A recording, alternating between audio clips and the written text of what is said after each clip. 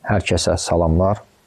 İşlərim çoxdur, lakin bir qısa fasilə etdim və qərara gəldim ki, bu videonu çəkim, sizlərlə paylaşım. Gündəmi də nəzərə alaraq NATO və onun perspektivləri haqqında danışacağım. NATO, North Atlantic Treaty Organization, Şimali Atlantika Müqaviləsi Təşkilatı, İkinci Dünya Müharibəsindən sonraki dönəmdə, soyuq müharibə dönəmində qlobal siyasi sistemin həlledici fiqurlarından, aktyorlarından biri.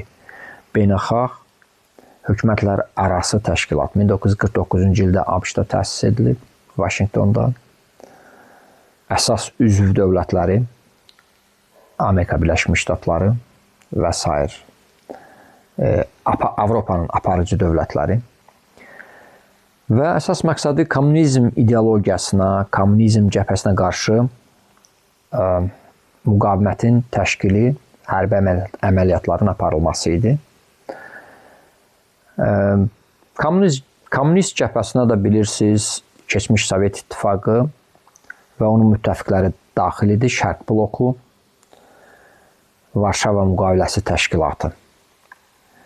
Bu təşkilat və bu blok 1991-ci ildə Sovetlərin çökməsi ilə dağıldı və ümumiyyətlə ona qədər də NATO heç zaman açıq hərbi əməliyyatlara, müharibələrə qatılmayıb. Çünki kütləvi qırğın silahlarının icadı, sınaqdan çıxarılması və Yaponiyada, Hiroşima, Nagasaki şəhərlərində tətbiqi artıq bəşəriyyəti əmin etmişdi ki, müharibə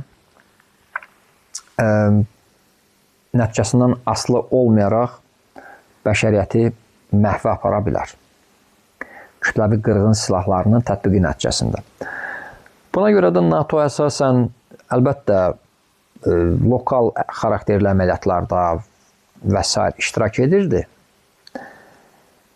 Ancaq Sovetlər Birliyi dağılandan sonra NATO'nun rolu bir xeyli dəyişdi.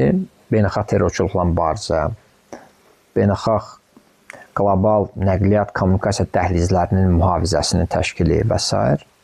Təbii fəlakətlərin nəticələrinin aradan qaldırılması. Onun açıq qatıldığı, bu təşkilatın açıq qatıldığı əməliyyatlardan, müharibələrdən biri Yugoslaviyadır. Bundan sonra da NATO'nun beynəlxalq polis təşkilatına bənzər bir rol oynayacağı ehtimalı artıq güclənir. Səbəbləri isə müxtəlifdir hələlik.